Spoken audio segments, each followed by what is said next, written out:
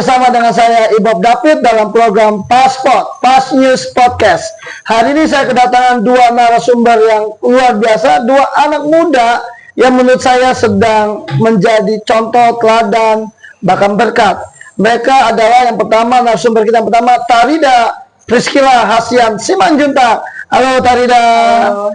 Aku panggil Tara ya. Panggil Tara aja. Tara, thank you lo udah datang lo. Wah, surprise banget. Tara ini pengurus gerakan pemuda dari GPIB Agape Cibubur, Ya, benar ya? betul. Tepatnya sebagai apa, Tara? Saya mengurus bidang teologi, tapi sekarang lagi merangkap juga ketua gerakan pemudanya. Oh, memegang bidang teologi. Ya. Teologi ya? Teologi ya. Kamu lulusan STA atau? Nggak pakai ST aja. ST aja. Oke. Nah, ini Tara nggak sendirian, kita kedatangan juga teman kita yang anak muda yang saya kenal sejak dia masih SMA sampai sekarang, yaitu Bro Petrus Siombing. Ya, halo Kak Ibob. Gimana kabar lo? Luar biasa. Tadi gua udah muji lo ya, lu putihan, gantengan, perawatannya. Tapi udah dapet cewek lo? Soon to be lah ya. Oke, sentuh Bro. Bro Petrus ini adalah sekjen Gempa dan juga termasuk tokoh pemuda Kristen saat ini yang ya seperti dilihat di jaketnya dari PGPI ya Bro ya. Betul. Pengurus pusat PGPI Bro. Bagian anak mudanya. Bagian anak muda. Ini segini anak muda. Gimana anak tuanya? Oke. Ya, hari ini bersama saya Ibob David. Hari ini tema kita menarik ya buat Tara dan juga Bro Petrus. Kita tahu kalimat ini jarang di umum tapi juga sering disebutkan, itu kata komitmen. Yes. Nah, kalau dalam dunia pelayanan komitmen pasti orang tahu banget. Betul ya? Betul. Boleh nggak menurut Tara definisi komitmen menurut Tara itu apa?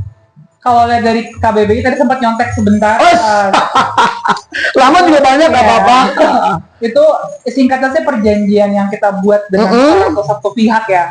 Tapi kalau saya mungkin akan lebih dikit, jadi nggak cuma perjanjian yang mengikat, tapi dia juga datang dengan konsekuensi dan juga efek-efek lainnya dari perjanjian itu. Oke, itu komitmen Utara. Luar biasa ya. Ini perjanjiannya, covenant ya. Covenant. Ya, saya pernah dengar sih komitmen itu ada perjanjian antara seseorang dengan Tuhan atau seseorang dengan manusia lainnya.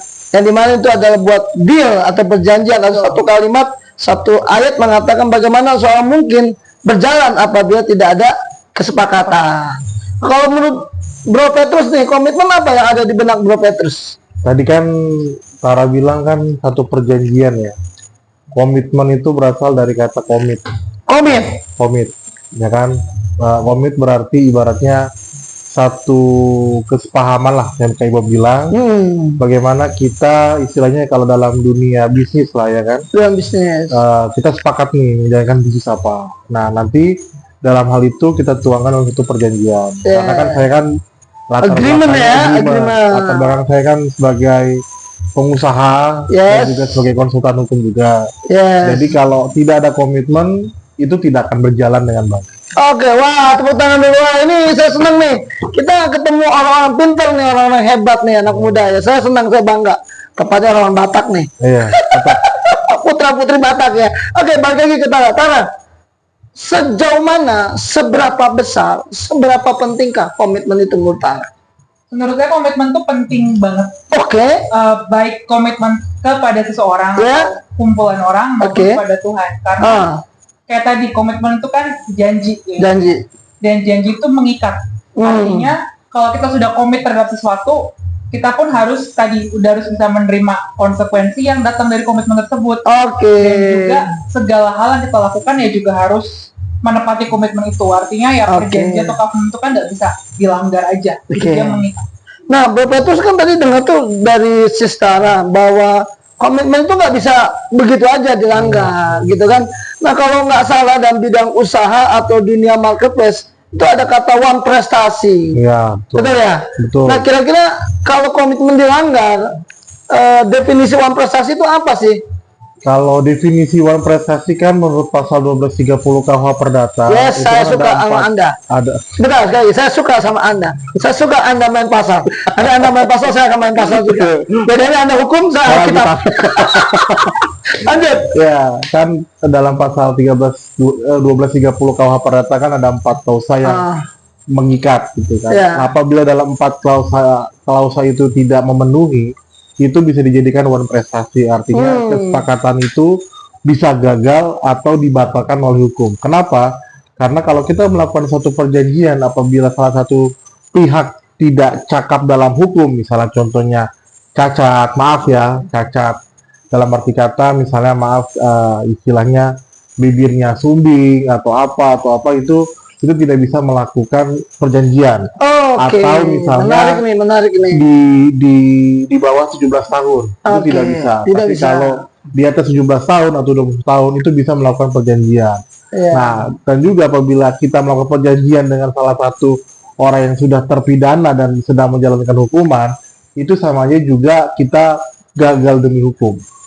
Nah, termasuk yang terpidana itu ya. Terpidana. Kalau misalnya mereka sedang menjalankan hukuman, ya. Itu langsung batal demi hukum. Bisa juga dapat dibatalkan oleh hukum. Tergantung klausal mana yang akan dibatalkan. Nah, dalam hubungan kita sehari-hari, komitmen atau perjanjian itu diperlukan.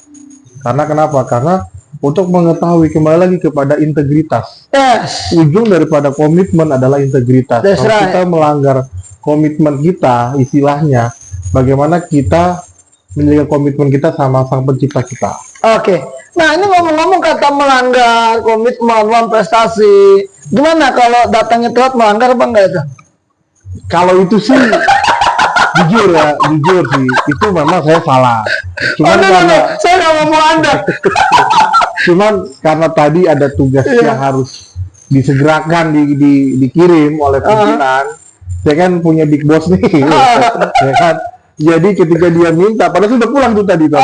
Tiba-tiba, Petrus tolong kirimkan dokumen ini ya. Daripada nanti saya kena hukuman, SP, apalagi ini salah satu adiknya yang menang pemilu ini, agak bahaya saya. Makanya segera mungkin harus Siapa? Cuman tadi Anda mengatakan karena Anda telat komitmen, Anda bilang ada konsekuensi. Iya, nanti saya traktir makan. Itu dia. Jadi ingat, komitmen ujungnya ada integritas. Gimana menurut Tara? Setuju nggak komitmen itu ujungnya integritas? Apa korelasinya? Ada nggak menurut Tara? Saya dengar kan Tara nih jebolan lulusan luar negeri juga nih, baru pulang S2 nih dari London gitu ya. Pak, tepuk tangan dong, luar biasa nih Putri Indonesia. Oke, thank you Tara. Menurut Tara korelasinya ada nggak antara tadi komitmen dengan integritas lalu dengan konsekuensi? Gimana menurut Tara? Iya, kalau komitmen itu kan perjanjian sendiri. Kalau integritas itu kan kembali ke manusia yang melakukan komitmen tadi ya. Artinya apa sih artinya integritas itu kan antara apa yang kita katakan dan apa yang kita lakukan. That's right. Jadi untuk bisa menjalankan komitmen, maka semua orang yang berkomitmen itu harus punya integritas. Gitu. Yes. Apa yang dia bicarakan, dia harus lakukan. Nah, kalau enggak, tentu ada konsekuensinya. Oke. Tapi sejauh ini saya kenal Bro Petrus, saya senang. Saya bangga dengan jaketnya dia nih sekarang nih, keren banget gitu kan. Karena saya melihat ada satu hal yang mungkin saya katakan, seseorang nggak akan pernah duduk di tempat yang tinggi kalau dia tidak pernah bisa dipegang komitmen dan integritasnya. Jadi saya percaya abis ini dia akan traktir saya. Masuk Eko. Bercanda Bro Petrus. Aman. Kecuali kalau juga di rumah saya nggak bisa. Nah Bro Petrus, ini tadi itu hanya intermezzo buat teman-teman santai. Karena kita lagi ngomong tentang anak muda ya Tara ya. Bro, kira-kira menurut Bro Petrus, karena Bro tadi di bidang kepemudaan, betul ya, di PGP ya Bro? Iya, betul. Bro jujur, penilaian Bro tentang komitmen di anak muda zaman sekarang gimana? Oke Bro, nggak usah ditambahin, nggak usah dikurangi. Fakta, realita. Fakta dan realita masih yang kurang. Masih kurang. Masih kurang. Kurangnya berapa persen? Ya mungkin sosok lah ya. 50 lah. 50. Boleh nggak? Kurangnya di mana atau seperti apa? Ya banyak sih, misalnya contohnya. Gimana Bro? Ya ini secara pelayanan ya. Kan kita di pelayanan ini kan kalau saya boleh ngambil dari saya punya mentor, termasuk juga Ya. Ibob lah, Kotintan lah ya, Timothy Stan kan dia Ya. bilang bahwa kalau kita pelayani gereja adalah kita memberi hidup. Memberi hidup, Bukan bukan mencari mencari hidup. hidup. Ya, saya suka kali. Nah, saya belajar pertama kali itu di organisasi sebelum ke marketplace adalah di gereja. Ya, jadi setiap tugas atau yang dilakukan, yang diperintahkan oleh senior atau mentor saya, kayak dia tahu lah ya kan. Waktu kita di DPA lah contohnya ya, di DPA Bekasi waktu kayak Bob jadi ketua KPD. Ini senior saya nih, ketua saya dulu. Cari dana, cari, ya kan. Jadi saya paling depan berdiri gitu kan. Betul. Nah, akhirnya apa? Kita dapat dana yang surplus ya kan. Tiarap gitu kan. Ya. Tempur. Nah, sekarang anak muda kalau disuruh tiarap, tempur nggak berani gitu. Ya. Jadi, ya bagaimana di kehidupan marketplace. Nah, puji Tuhan, saya sebelum masuk ke marketplace, saya berdiri dulu di gereja. Gereja, Jadi saya tahu ketika saya disingkirkan, saya gimana caranya supaya dapat pohon yang lain. Itu kan karena komitmen kita, gitu kan. Makanya selain di gereja, selain di organisasi, di marketplace pun saya menjaga yang namanya komitmen dan integritas. Karena dua hal ini adalah hal yang seimbang. Kalau kita tidak bisa menjaga komitmen dan integritas kita, ya pimpinan akan tahu di mana kita punya kualitas. Mantap, saya suka. Terima kasih Bro Petrus. Mungkin untuk Tara pun ternyata saat ini pun tidak hanya di bidang teologi, tapi di bidang kepemudaan betul ya. Tara pernah dengar nggak? Bro Petrus juga mungkin pernah dengar nggak? Banyak orang mengatakan generasi sandwich, generasi strawberry, generasi mecin, gitu kan? Ada banyak ungkapan-ungkapan yang sebenarnya nggak enak didengar nih Bro Petrus. Iya, betul. Tapi saya juga tergelitik karena Bro Petrus tahu basic saya di pemuda gitu kan. Menurut Tara, apa sih yang membuat stigma-stigma itu muncul atau dilabel untuk anak-anak muda sekarang seperti itu? Generasi ini gimana Tara? Pandangan Tara? Kalau saya mungkin ngelihat dari generasi saya ke bawah kali ya. Yang saya alami sendiri tuh di gereja pribadi itu untuk komitmen, walaupun saya sempat setahun vakum dari pelayanan karena saya sekolah kan ke luar negeri. Itu saya masih sering lihat di grup, dan itu saya ngelihat emang agak downgrade sih. Dari pengurusnya sendiri pun juga yang awalnya semangat gitu, kita melayani. Tapi karena satu dan lain hal ada satu orang yang jatuh lah gitu ibaratnya, itu agak meruntuhkan semuanya gitu. Jadi kalau misalnya dibilang iya generasi micin, generasi sandwich, generasi Gen Z, apa tuh kan terkenal banget, sering jadi bahan bulian di internet. Soalnya mereka memang ada downgrade atau penurunan dari integritas anak muda itu sendiri sih. Tapi kalau saya pribadi melihat itu bukannya seharusnya jadi sesuatu yang jadi demotivating, tapi justru jadi cambuk lah buat kita generasi muda yang agak tua gitu untuk nyemangatin adik-adiknya lagi, encourage mereka lagi, dan ningkatin mental mereka lagi gitu sih. Yang saya pengen coba di gereja untuk pelan-pelan bikin program yang bisa ningkatin soft skill dan juga integritasnya generasi muda gitu. Amazing, keren. Ya, waktu kita mau sebelum kita jeda rehat sejenak ini Bro Petrus, kira-kira hal apa yang membuat anak-anak muda sekarang itu, generasi sekarang tuh, tadi generasi Z atau apa gitu, downgrade? Kira-kira apa Bro? Bro sedang main di pemuda sekarang. Kalau saya sih melihatnya karena mereka tidak punya visi. Tidak punya visi, tidak ada tujuan ya? Tidak ada tujuan. Kalau tidak ada tujuan berarti misinya mereka mau ngapain? Karena saya sempat survei, bukan survei pilkada ya, bukan. Kenapa? Bapak mau maju, saya dukung Pak. Lanjut. Survei maksudnya adalah ketika saya tanya cita-cita mau jadi apa sih? Ngalir aja lah. Ngalir aja lah. Lu mau hidup mau ngalir gimana ceritanya? Hidup mau ngalir. Iya kan? Nah, sementara kalau kita sudah punya visi, mau apapun itu kita kan pasti lakukan. Saya contohnya, Kak Ibu tahu lah orang tua saya nggak mampu kan. Tapi saya jungkir balik, gimana caranya supaya saya dapat posisi yang saya inginkan dan itu berkenan apa yang Tuhan mau. Akhirnya saya dapat S1, S2, ya kan? Bahkan dapat lagi mau disponsorin S3 dan saya pengacara juga dapat. Jadi istilahnya kalau kita nggak punya visi, ya kita akan menjadi ya sama jelasnya. ya udahlah gue ikut arus aja dah, gue begini-begini aja lah, ya udahlah yang penting gue dapat gaji UMR lah, ya sama aja. Kita istilahnya stuck di situ. Tapi kalau kita punya visi, nah ini yang kita harus tanamkan di beberapa anak-anak muda yang memang harus punya visi dan tujuan. Yes, wow, amazing. Tepuk tangan dong. Yes. Ada satu ayat berkata, tanpa visi Maka liarlah rakyat. Betul ya? Betul. Hari ini, malam ini keren banget. Tapi jangan beranjak kemana-mana setelah yang satu ini.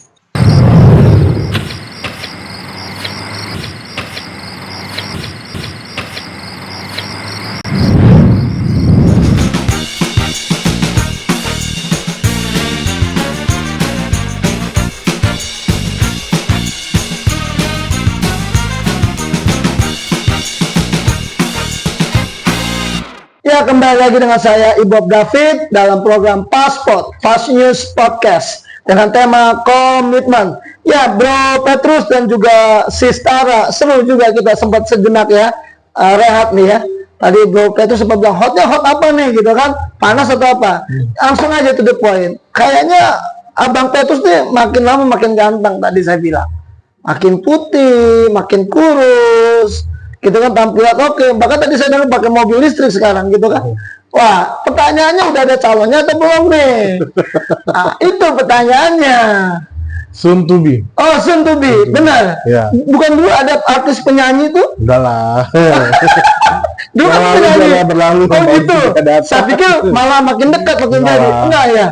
Nggak, dia masuk media TV juga. Nah, nggak usah lah. Nggak usah ya? Oke. Kita orang belakang layar. Belakang layar ya. Nah, kalau saya udah punya atau belum nih? Lagi dekat. Oh, lagi dekat Suntubi juga ya? Bapaknya situ. Bahaya. Suntubi ya? Oke, itu hanya intermezzo ya. Hanya intermezzo. Saya senang sekali. Nah, mau apapun ternyata dalam berpacaran pun ini saya masuk ke sini kata orang masuk Pak Eko gitu kan. Nah, dalam berpacaran pun juga dibutuhkan komitmen. Betul ya? Jadi dalam segala hal tidak hanya usaha, Bro Petrus, tidak hanya pelayanan, tapi juga dalam suatu hubungan dibutuhkan komitmen. Nah, kira-kira kalau Anda orang nggak komitmen dalam hal berpacaran aja, gimana, Tara? Maksudnya gimana tuh? Ini pertanyaannya, pertanyaan agak ringan ya. Karena nggak expect gitu ya. Saya bilang, ini pertanyaannya nggak expect gitu. Saya bilang, ini bisa komitmen kan luas kan?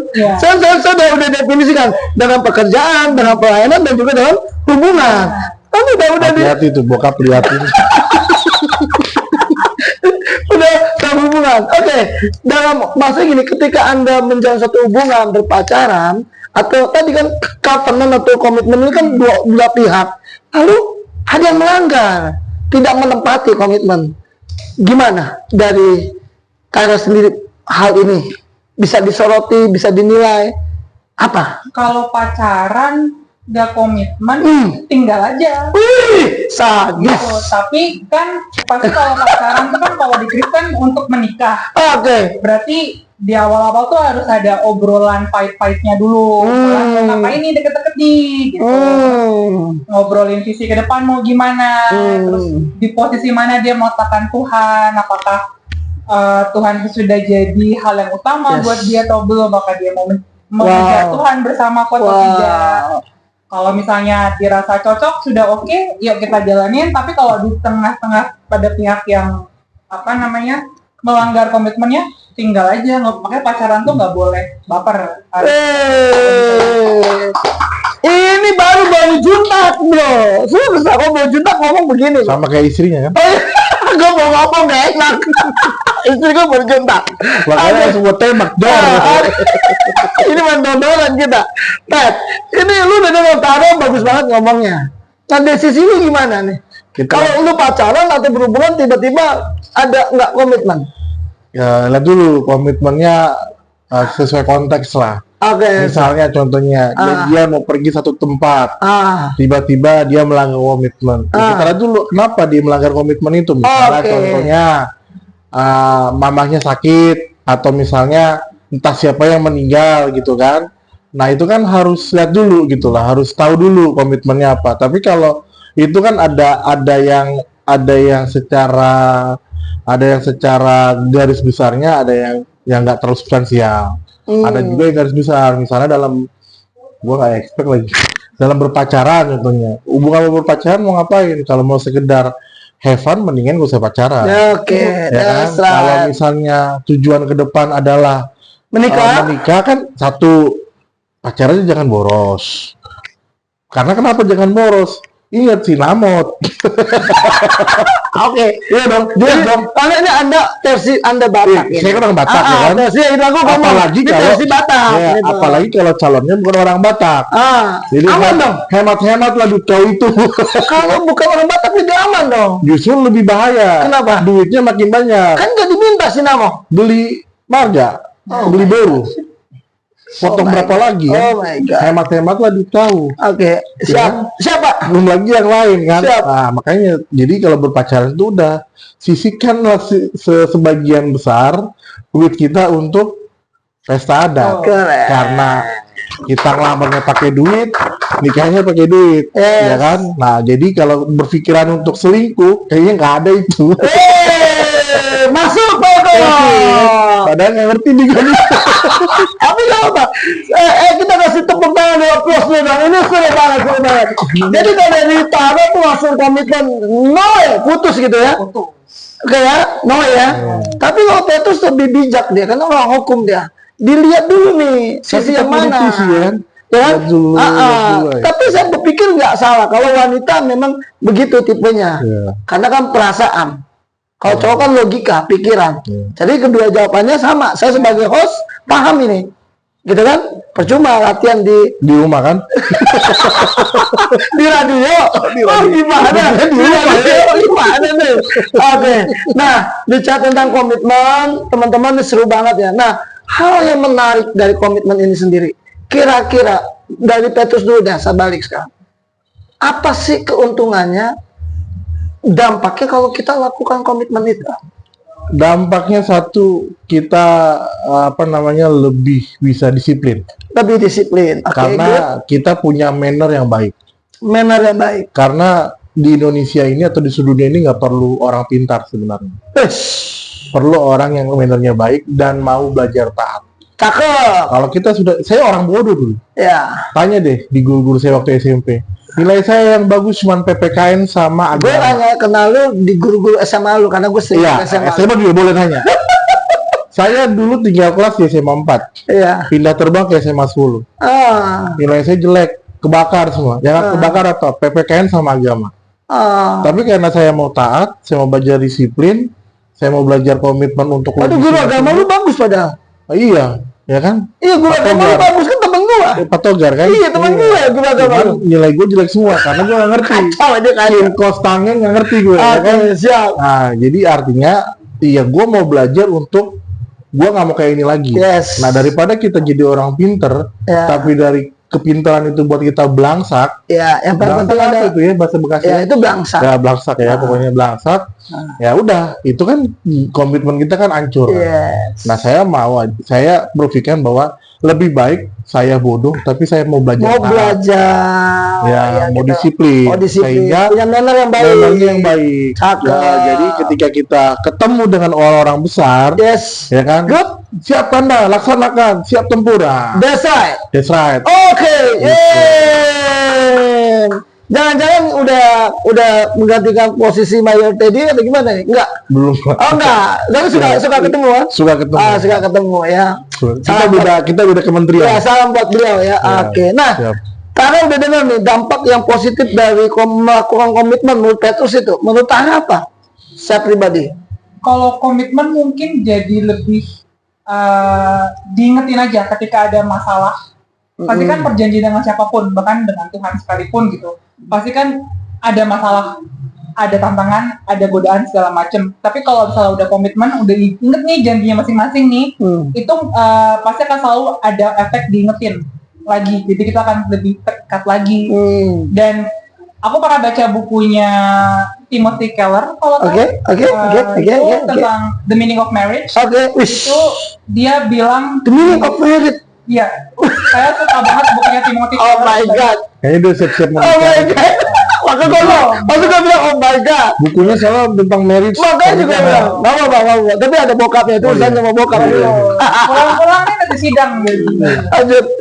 Cuman di buku tuh dibilang kalau komitmen itu antara suami istri itu membuat mereka jadi lebih melihat pernikahan tuh bukannya kayak oh gue harus happy, lo harus bisa bikin gue happy, tapi lebih ke arah aku harus bisa bikin dia happy. Jadi mindset kalau kita punya komitmen tuh mindsetnya adalah lebih legowo, lebih kayak melayani, bukan cuma gedein gue aja. Waduh, keren banget. Gila nih, gak kerasa nih.